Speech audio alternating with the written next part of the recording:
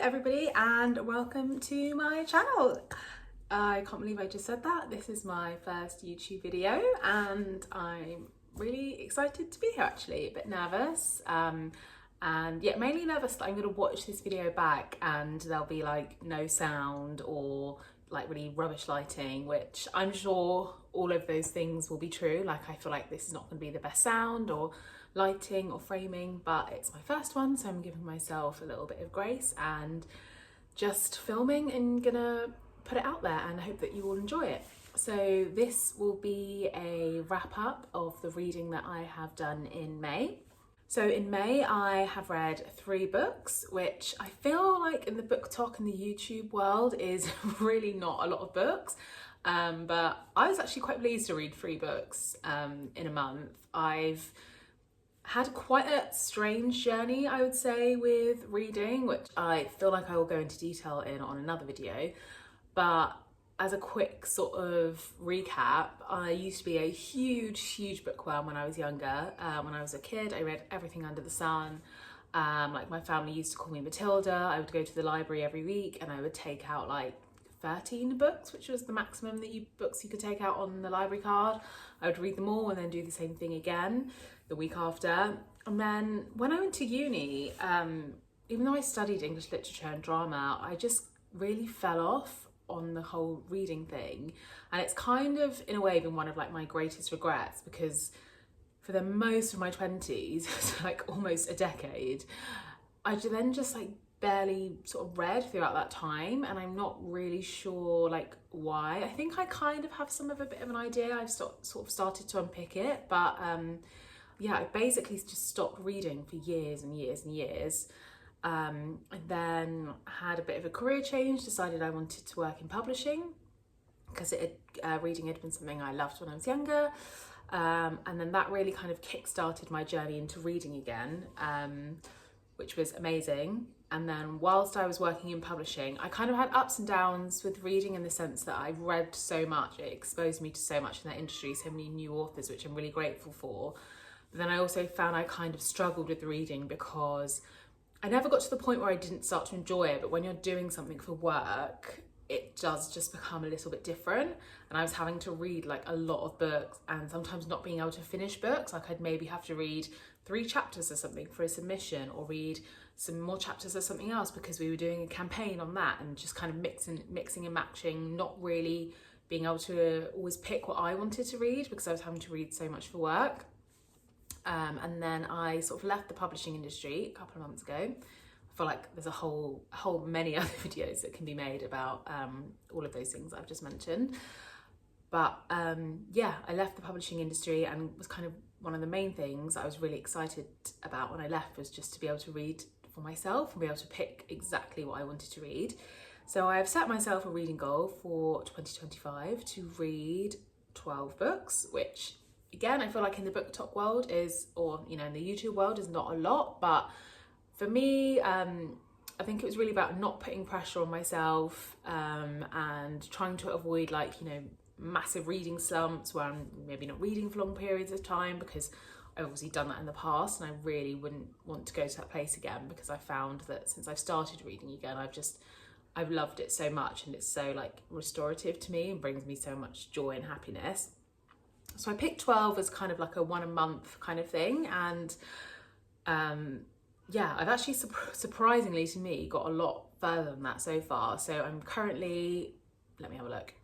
Okay, so I've actually just checked my reading checklist of the year so far, and I've actually read 11 books. So yeah, I'm really happy with that. I've only got 1 more book to go and then I finish my goal, which is like pretty amazing. Yeah, really like excited about that. But anyway, I did have 12 books on my list. I've apparently read 11. I read 3 in May, and yeah, gonna chat to you today about the 3 books that I have read in May. I'd really love to hear people's thoughts, if they've read these books, what they might have thought of them, if you've got any recommendations for things you think that I might enjoy, please do comment. And yeah, can't believe I'm saying this, but please also, you know, like, subscribe. This is my first video, so yeah, really excited to sort of put it out there and interact with you guys and have a chat and hopefully become a part of this YouTube community. So the first book that I read in the month of May was Promising Young Women by Caroline O'Donoghue. I have been wanting to read one of her books for a while because I am a huge fan of Caroline O'Donoghue. For those of you who don't know, she does a podcast called Sentimental Garbage, where she kind of delves into pop culture, so lots of like books, films, but sometimes it can be things like singers or just like random kind of like vibes. So I think she did one on like gross stuff once, which was like squeezing spots and stuff like that. But anyway, yeah, she kind of dives into like pop culture that I think the tagline is something like stuff that society makes us feel guilty for, but that we love, that like women kind of love. So she's done episodes on so many like things from like Bridget Jones to Kylie Minogue to lots and lots of stuff. I discovered her podcast during lockdown, where she did a sort of spin-off podcast called Sentimental in the City, which I think a lot of you might have heard of.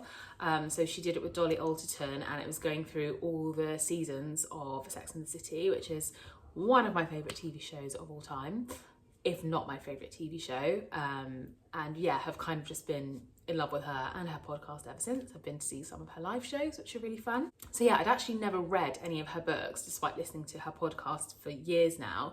And I've really wanted to fix that. So I read Promising Young Women last month. And it is about a young woman called Jane, who is in her 20s. I can't remember exactly how old, maybe 26. And she's working in London for, it's like either an advertising or a marketing agency. And I think she might be a copywriter, or she does something to do with like the marketing, the sort of campaigns side of it all. And she comes out of a relationship right at the beginning of the book, and then she starts an affair with a much older married man. And as the story kind of unfolds, it gets a lot sort of darker. There are kind of twists and turns.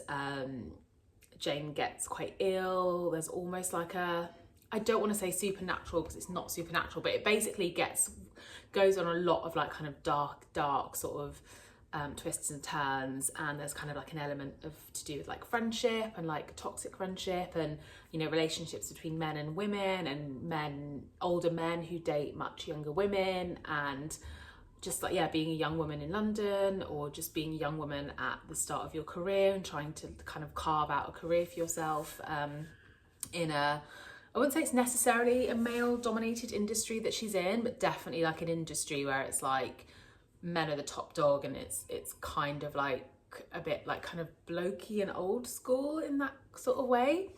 So yeah, I have to say I really enjoyed reading this. It was my first book by Caroline O'Donoghue, and I think it's so funny because I've listened to her podcast for so long.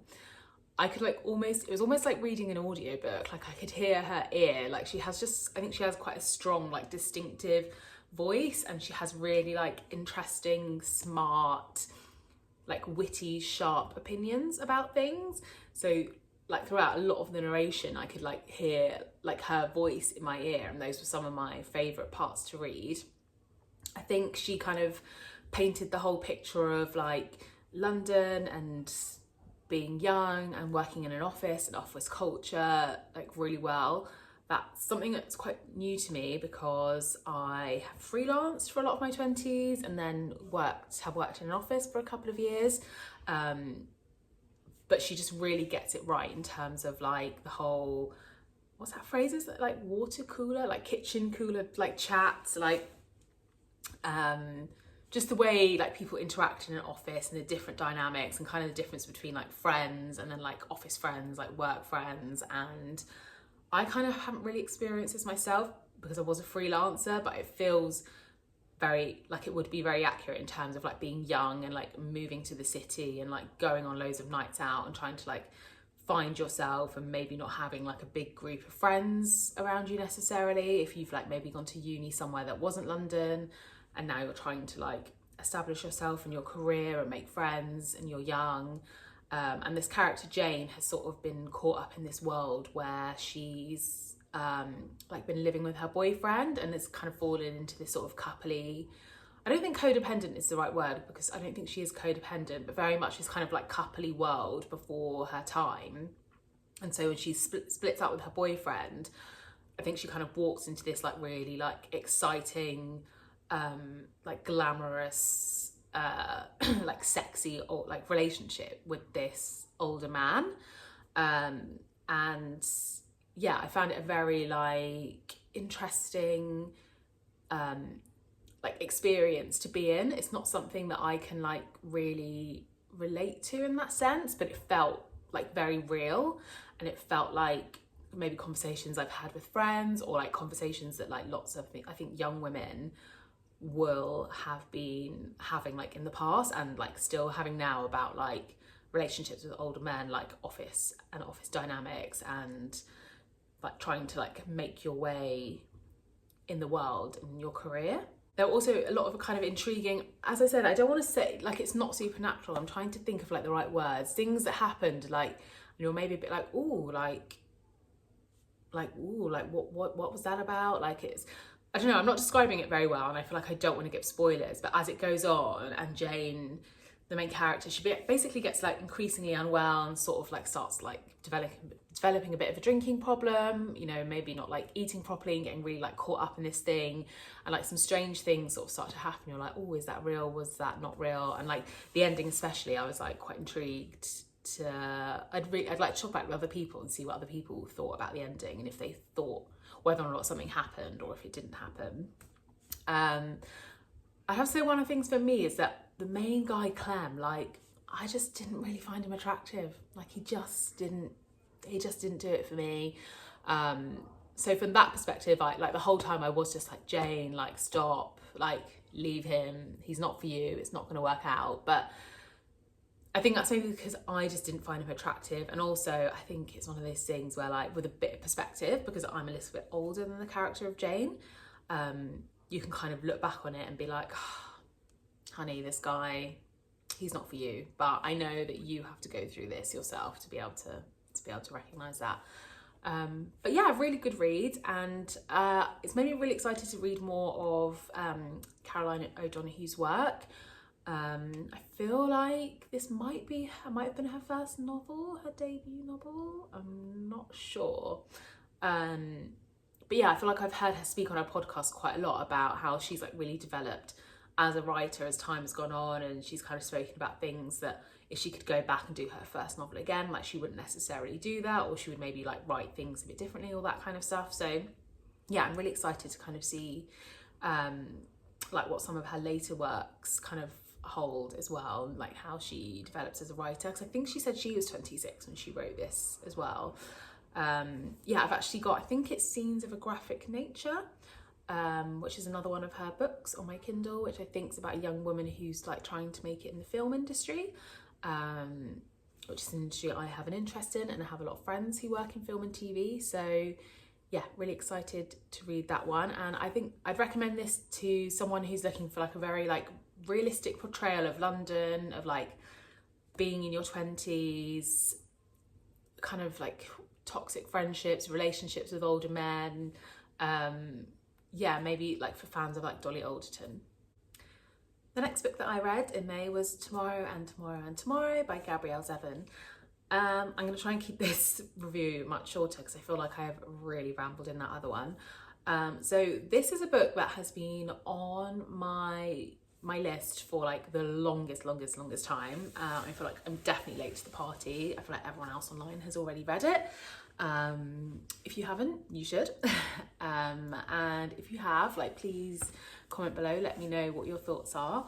I feel like this book doesn't need much introduction. I think it was like on the New York Times bestseller list for I don't even know how long, like a crazy amount of weeks. So most people would have heard of it, but it follows the story of two friends, or kind of maybe you'd say three friends, in the 1990s and early 2000s, and the two of them, Sam and Sadie, are video game designers, and it follows their relationship from childhood all the way to college, up until they're, I don't know how old, maybe like their 30s. as they kind of gain success and their sort of friendship deepens, but then also, I don't want to say breaks, but there's basically a lot of depth and nuance in their relationship. And that is kind of all I will say. I have heard online that this book is like very much like love it or hate it. And yeah, I kind of feel like I had both, because I loved reading this book up until a certain point, and then things happened, and I won't say what they were, but they just broke me. And after that point, I was just like, no, like I cannot do this. It was just too much. It was so much. And I'm like, did I need that much as a reader? Like, did I need those things to happen?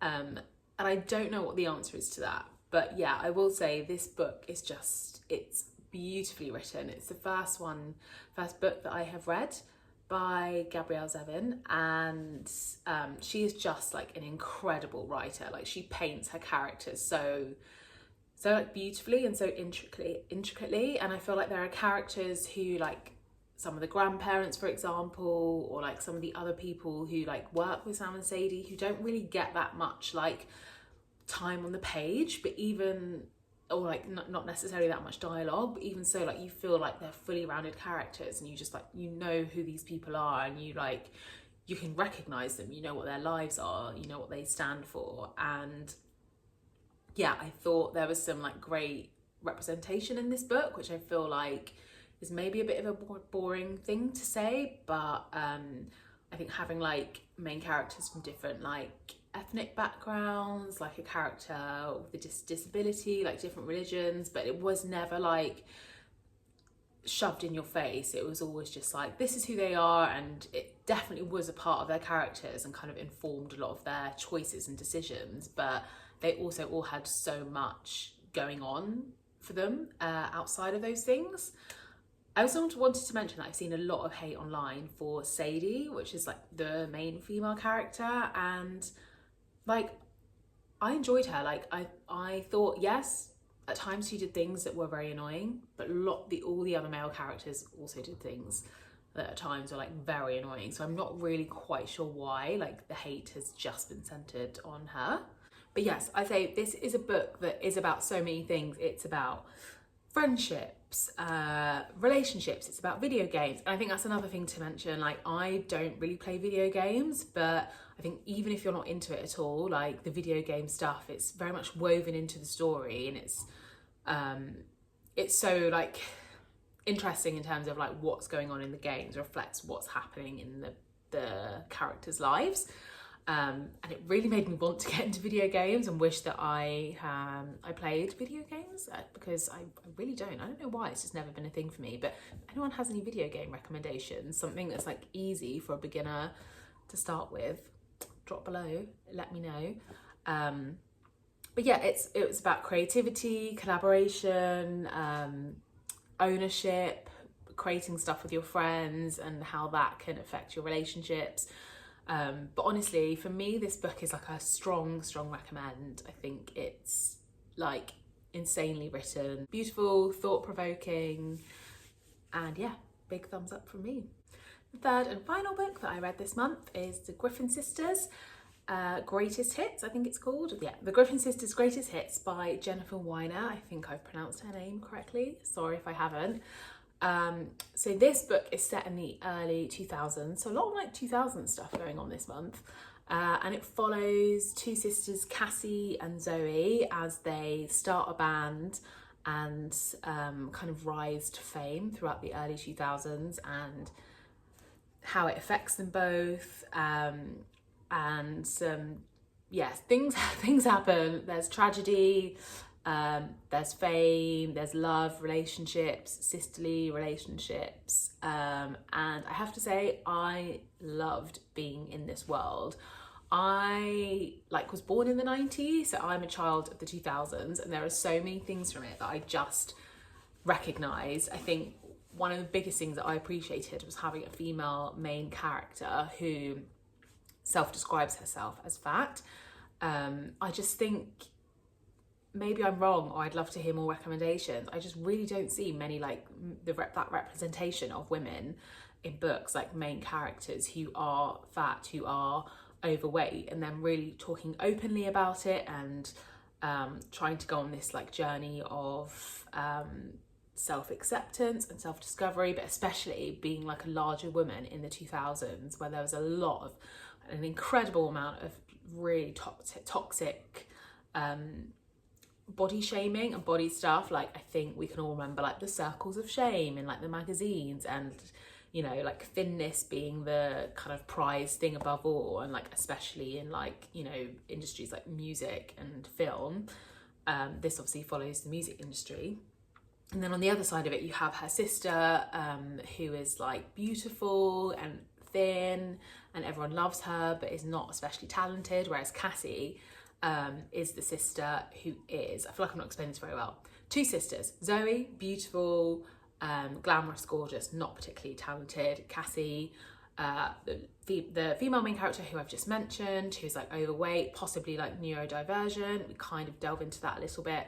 But she is like incredibly talented, like this amazing singer, amazing piano player. And I kind of love that in the book, where they talk about the songs and like the band, as they like write songs together and develop, and where they sit in the charts. And it's like this was a real band. Like you can almost imagine them, like you can almost imagine like the sound of the band and like what they would have sounded like. And it was a very like visceral experience reading that, and I loved it.